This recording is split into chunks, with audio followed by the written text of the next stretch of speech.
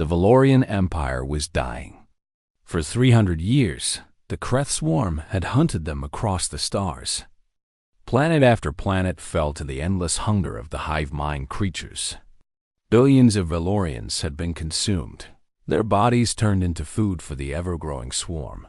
High Priestess Miravel stood in the sacred chamber of the last Valorian command ship. Around her, 12 other priests knelt in prayer. Their silver scales reflected the dim blue light of the ancient artifact before them. The sacred beacon was their final hope. Their ancestors had built it thousands of years ago, designed to call upon the gods who had created their species. "We have no other choice," Elder Talvin said. His voice was weak and tired. He had watched his entire family die when their homeworld burned. "The swarm will reach us within days. Our fleet cannot stop them." Miravel nodded slowly. Outside the chamber, she knew the truth. Their once proud military had been reduced to a handful of damaged ships. 12 million Valorians huddled in colony vessels, waiting for death. They had no weapons that could harm the swarm. They had no allies who would help them. "Then we call upon the ancients," Miravel said. She placed her four-fingered hands upon the beacon. "May they hear our prayer." The artifact hummed with power. Energy rippled outward from the chamber, passing through the walls of the ship, spreading across space itself. The beacon searched through dimensions, looking for beings of great power. It found something unexpected far across the universe. In a small star system, a tiny probe floated through the darkness. The probe carried a golden disk with sounds and images from a planet called Earth. The beacon's energy touched this signal and locked onto it. The coordinates were set. Space itself began to tear open in the Sol system. Near the planet Jupiter, the Third Fleet of the United States Space Force was conducting training exercises.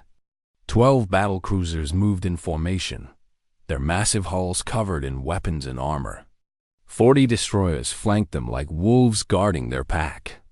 Hundreds of smaller support ships filled the gaps between them. Admiral Kim Dae-sung stood on the bridge of the USS Resolute, the flagship of the fleet. He was a tall man with gray hair and sharp eyes that had seen many battles.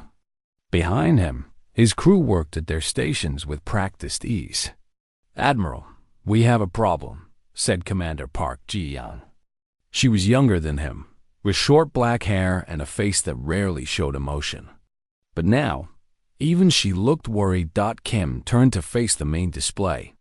What he saw made his heart stop for a moment. A massive tear had appeared in space itself. Light poured from the wound in reality, and strange energy readings filled every sensor on the ship. "What is that?" Kim asked quietly. Lieutenant Lee Hanna worked frantically at the science station.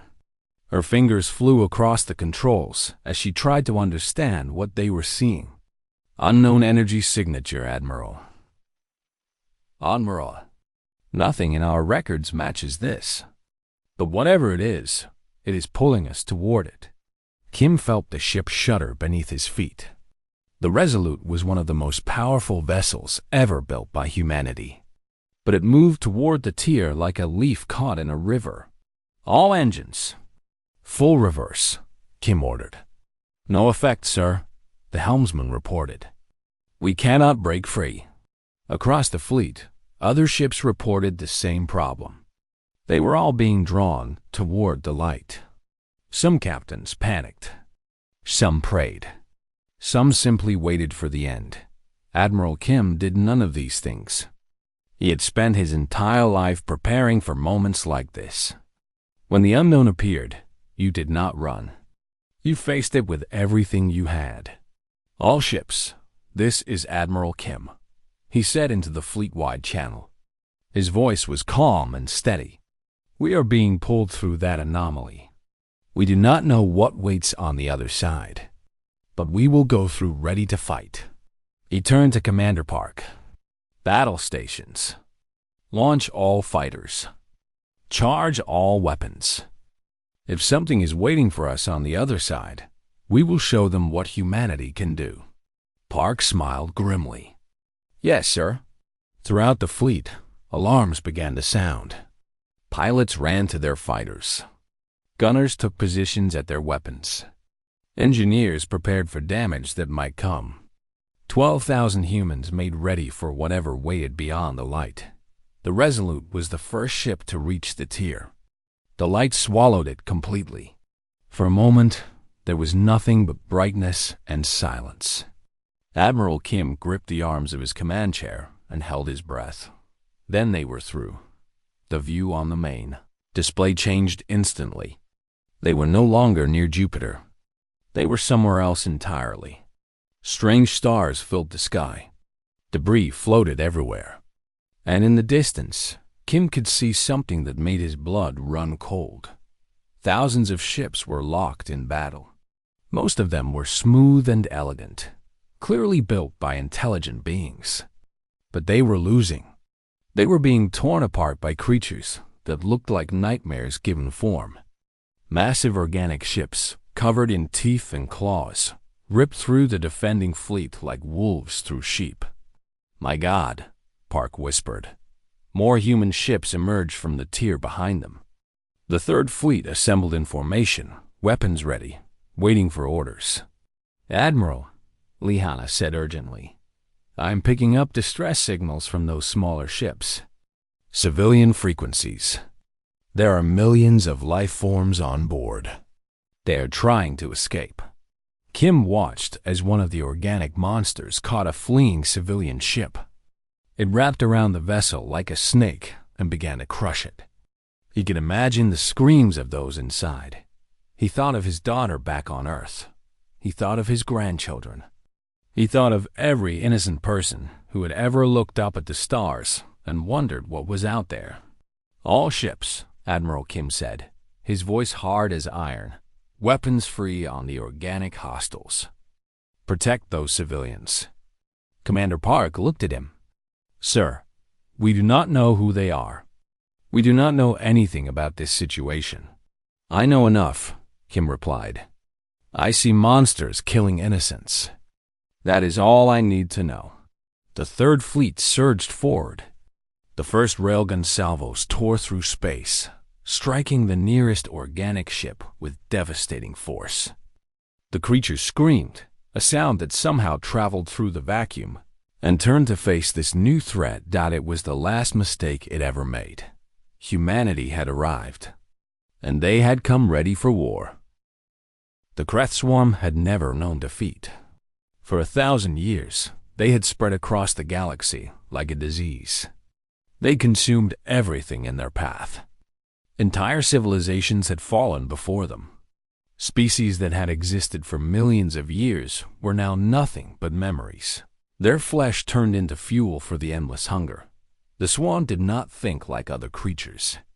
They were a hive mind, billions of organisms connected by a single intelligence called the Overmind. When one creature saw something, all creatures saw it. When one creature learned something, all creatures learned it. They were patient. They were relentless. They were unstoppable.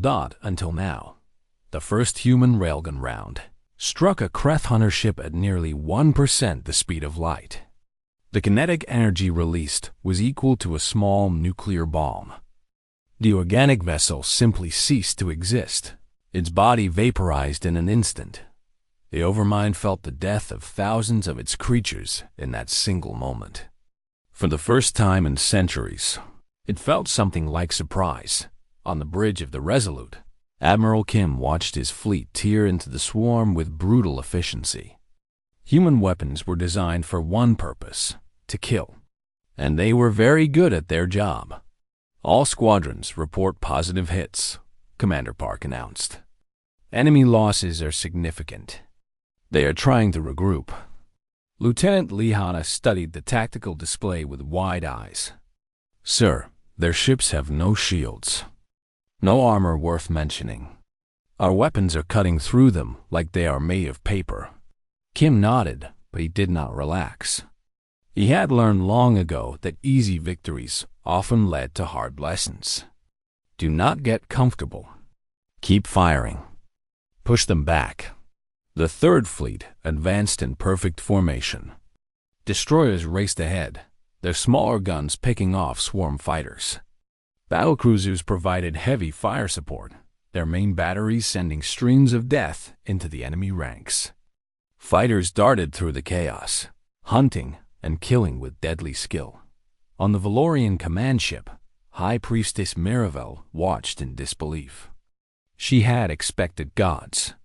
She had expected divine intervention. Instead, she had received something else entirely.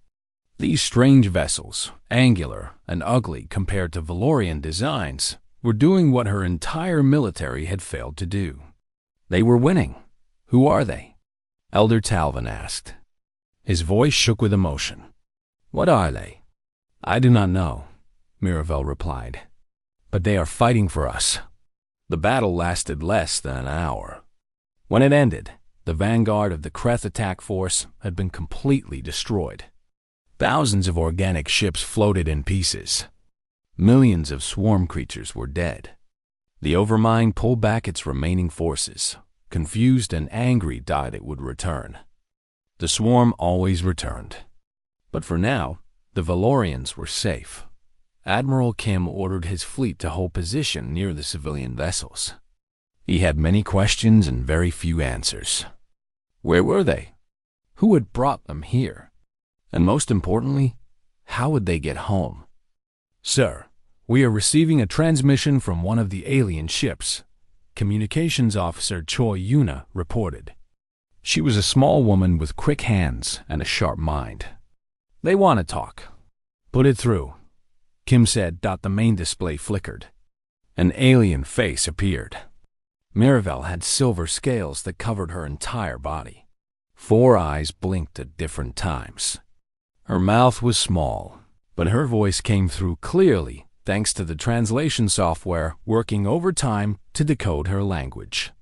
Strangers from beyond, Miravel said. You have saved my people from certain death. We owe you everything. I am High Priestess Miravel of the Valorian Empire. Please, tell me who you are. Kim stood straight and proud. I am Admiral Kim Dae-sung of the United States Space Force, representing the people of Earth. We did not come here by choice. Something pulled us through that portal.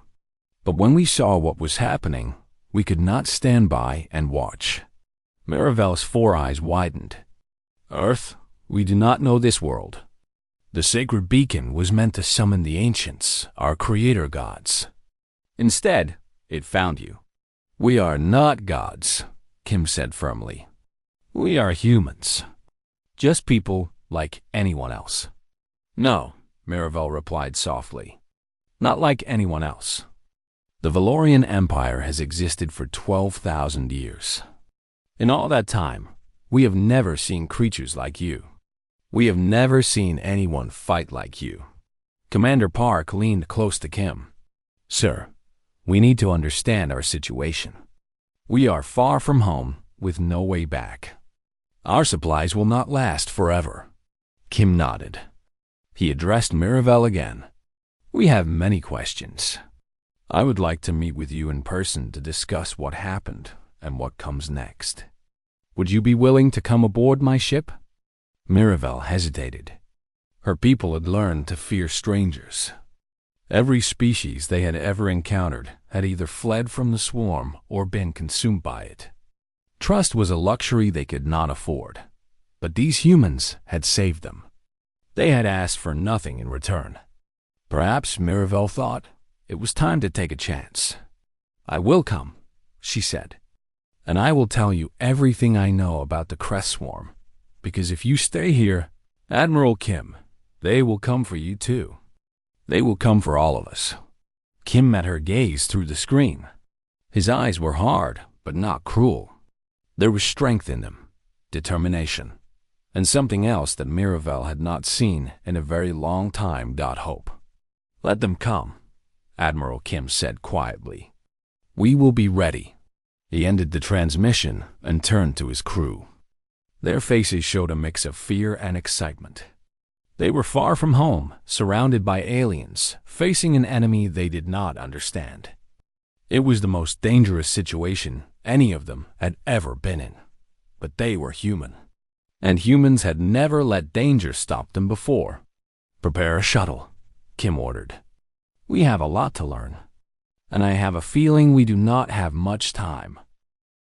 High Priestess Mirabelle had never felt so small. The shuttle that carried her to the human flagship was cold and hard, nothing like the warm organic vessels her people preferred. The human soldiers who escorted her wore armor that covered their faces. Their weapons hummed with energy she did not recognize. When the shuttle doors opened, Mirabelle stepped into a world of metal and harsh lights. The corridors of the Resolute stretched before her like the belly of some great beast. Humans walked past her, some staring with curiosity, others ignoring her completely. None showed fear. None showed hesitation.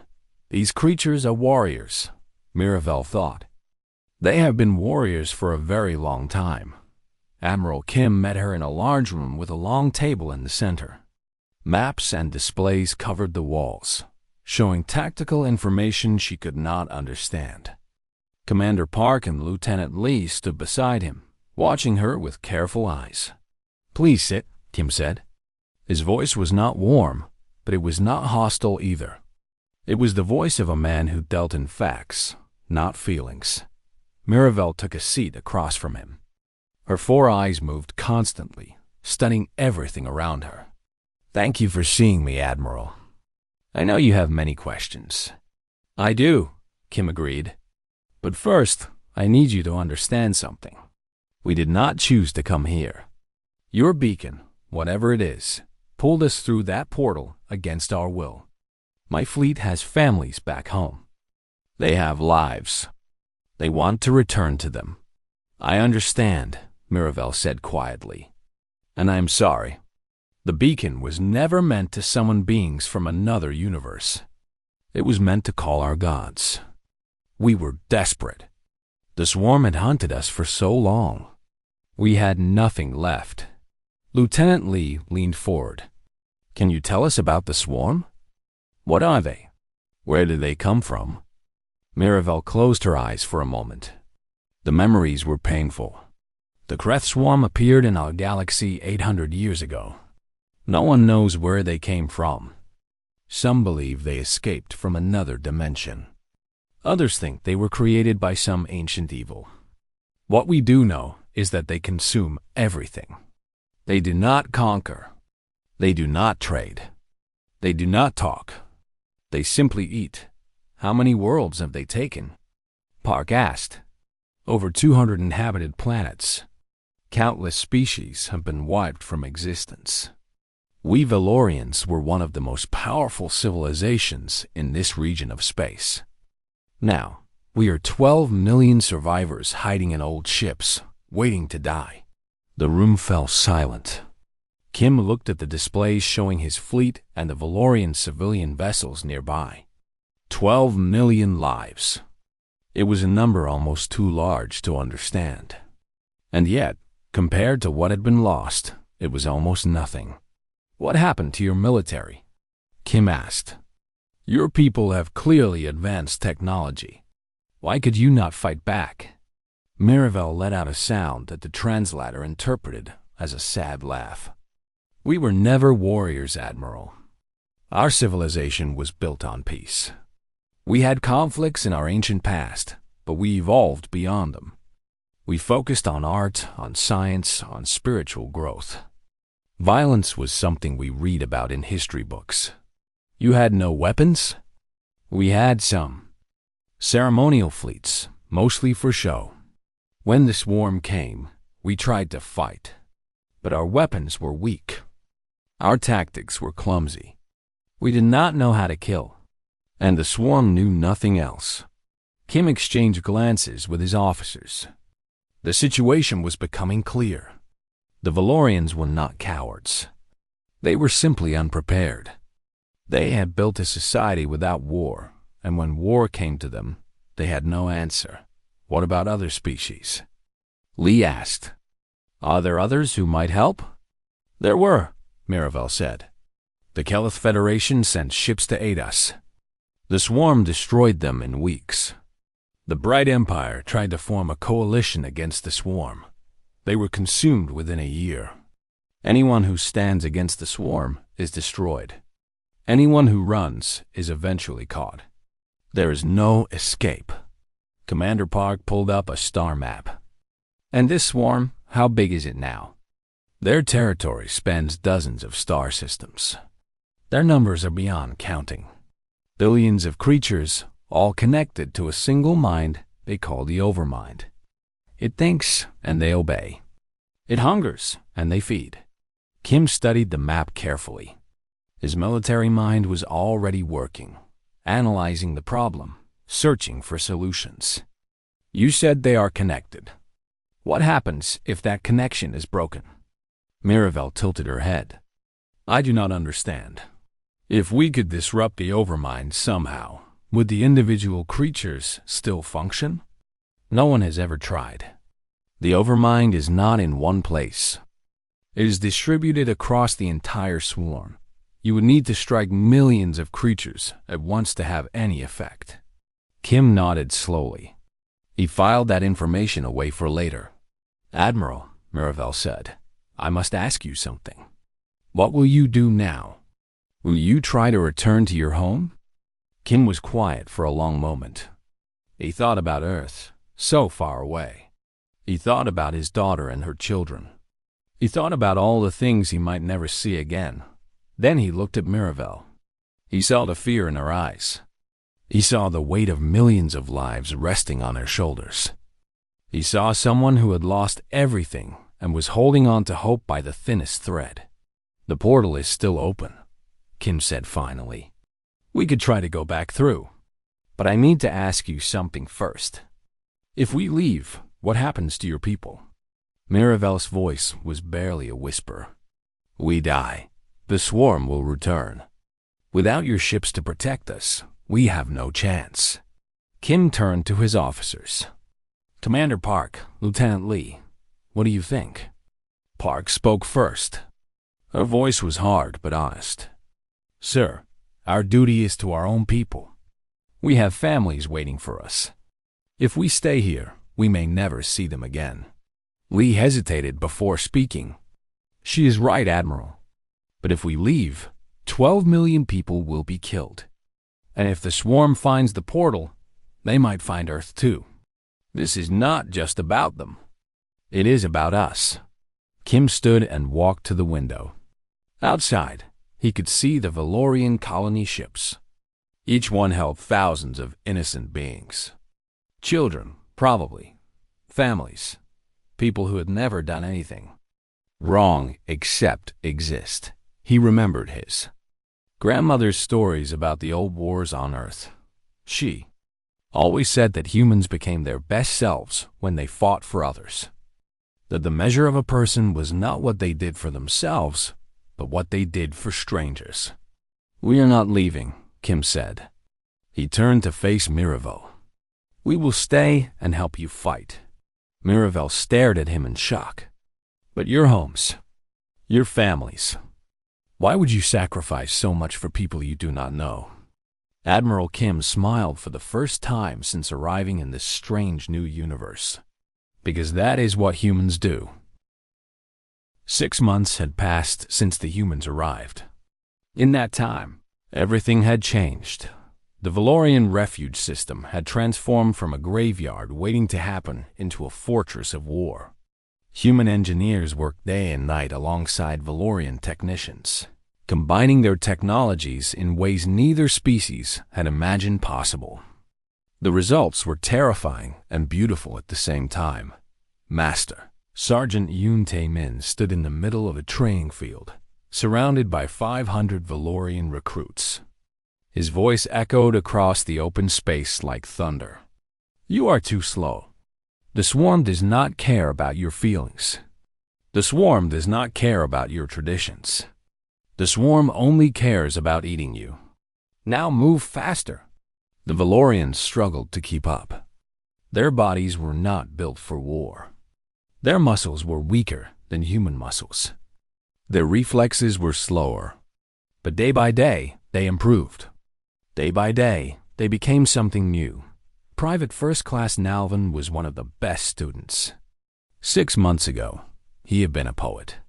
He had written songs about love and loss and the beauty of distant stars. Now he carried a human-designed rifle and could hit a target from 300 meters away. "Why do you push us so hard?" Nalvin asked Sergeant Yoon one evening. "We will never be as strong as humans." Yoon looked at the young Valorian with eyes that had seen too much death. "You are right. You will never be as strong. But strength is not everything. The swarm is stronger than us, too. They outnumber us by millions. If this was about strength, we would all be dead already. Then, what is it about?" Yoon tapped his head. "It is about this. The will to fight. The refusal to surrender. The swarm has strength and numbers, but they have no imagination. They cannot think beyond their hunger. You can. That is your weapon." In the shipyards, Engineer First Class Beek Sua was performing miracles. The Valorians had technology that humans could only dream of. Their materials were stronger. Their power systems were more efficient. Their computers were faster. But they had never thought to use any of it for violence. Su-Ah showed them how. "This shield generator," she said to her Valorian partner, Kelvos, "is designed to protect your ships from radiation and debris. But look at the energy output. If we reverse the polarity and focus the field into a narrow beam, we can cut through anything." Kelvos studied the designs with wide eyes. "You want to turn our shields into weapons?" "I want to turn everything into weapons," Sua replied with a grim smile. "Your gravity generators can crush swarm ships. Your communication arrays can jam their neural links. Your medical scanners can find weaknesses in their biology. Every piece of technology you have is a weapon waiting to be born." The first hybrid ships rolled off the production lines within 3 months. They were beautiful in their ugliness, combining the elegant curves of Valorian design with the brutal angles of human engineering. They carried railguns and missile launchers alongside Valorian beam weapons and shield projectors. They were crewed by mixed teams who had learned to trust each other through sweat and blood. They called themselves the Unity Fleet. Admiral Kim watched the new fleet with pride and worry. They had accomplished incredible things. But he knew it would not be enough. The swarm was vast beyond imagining. Sooner or later, they would return in force. He did not have to wait long. The Overmind had been watching.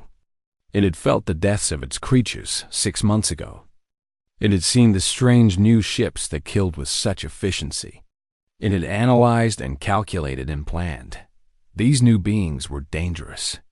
More dangerous than any species the swarm had ever encountered. They did not run. They did not surrender. They fought back with weapons that the Overmind could not understand. They had to be destroyed. The largest Kreth armada ever assembled began to gather in the darkness between stars. Tens of thousands of bioships answered the call of the Overmind. Warriors beyond counting filled their holds, their bodies modified for one purpose: to kill the humans and their allies. On the Resolute, Lieutenant Lihana detected the gathering storm. Her face went pale as she studied the censored data. "Admiral," she said, "we have a problem." Kim walked to her station and looked at the display. What he saw made his heart grow cold. How many? At least 50,000 ships. Possibly more. They are gathering at the edge of the system. They will be ready to attack within weeks. Commander Park joined them. Her expression was grim. "We have 300 ships in the Unity fleet. Even with our new weapons, we cannot fight those numbers." Kim stared at the display for a long moment. He thought about all the people counting on him. The humans far from home. The Valorians learning to fight for the first time.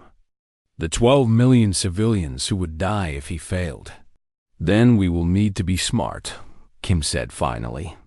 "Lieutenant Lee, I want you to study everything we know about the swarm. Find me a weakness. Find me something we can exploit. Yes, sir. Commander Park, begin evacuation procedures for the civilian ships. If we lose this battle, I want them to have a chance to escape. Where would they go? Kim smiled grimly. Anywhere but here. The weeks passed quickly. The Unity fleet trained harder than ever. Engineers worked without sleep to produce more weapons, more ships, more ammunition. Everyone knew what was coming. Everyone prepared in their own way. Some prayed to gods they were not sure existed. Some wrote letters to loved ones they might never see again.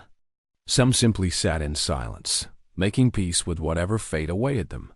Admiral Kim did none of these things. He studied. He planned. He searched for any advantage that might turn the tide.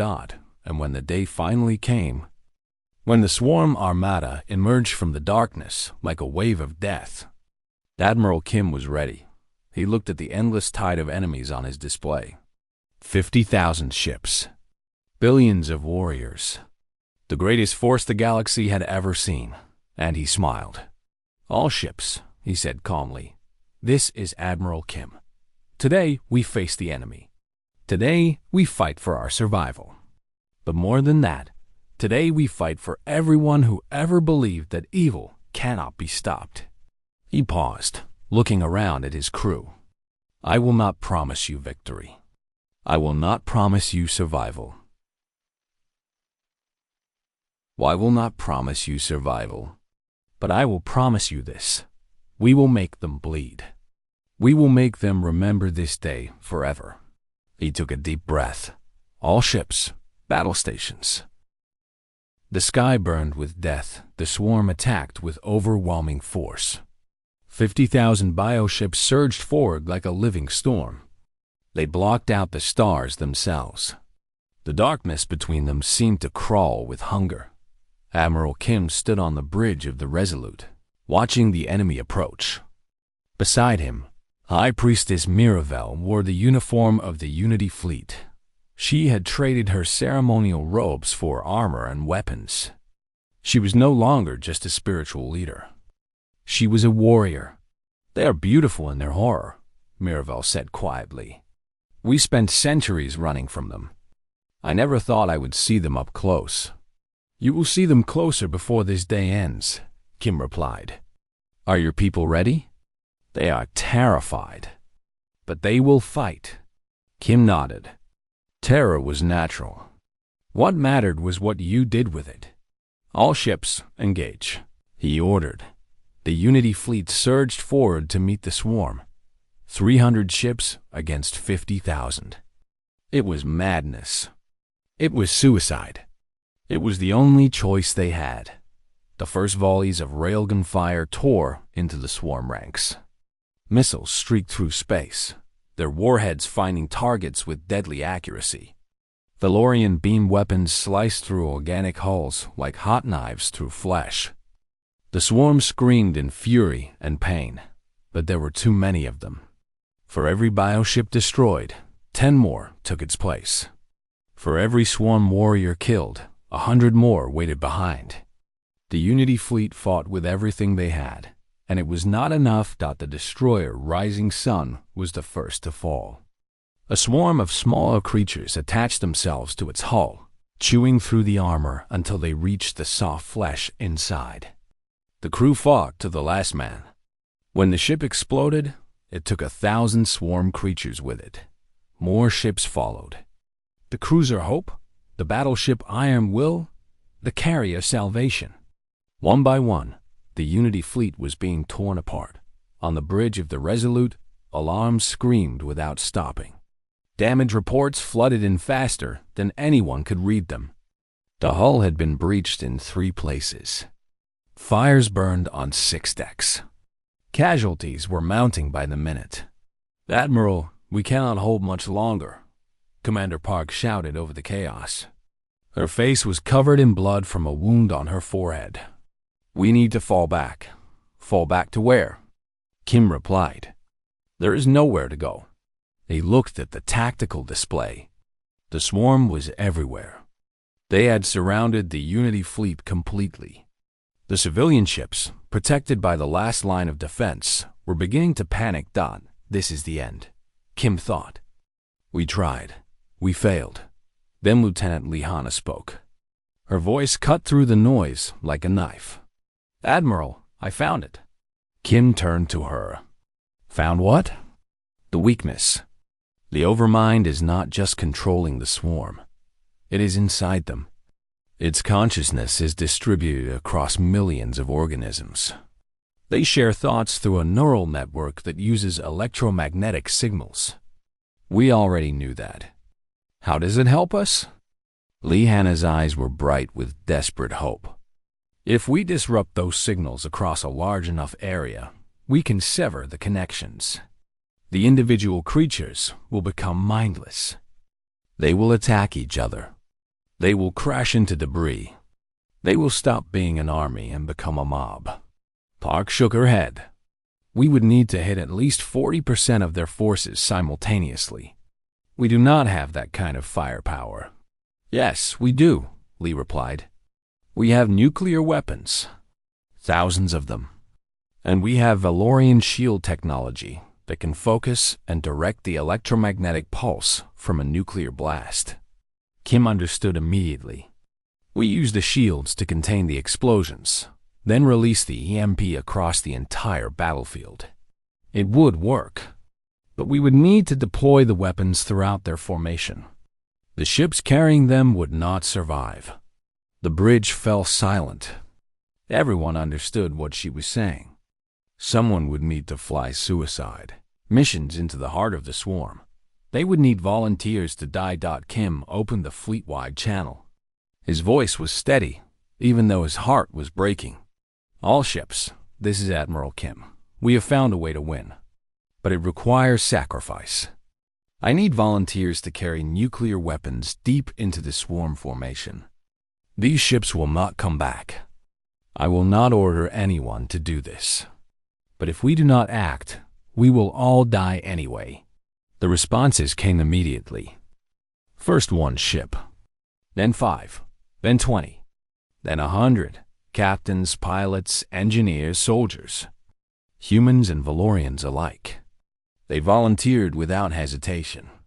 They knew they were going to die. They volunteered anyway. Kim felt tears forming in his eyes. He forced them back.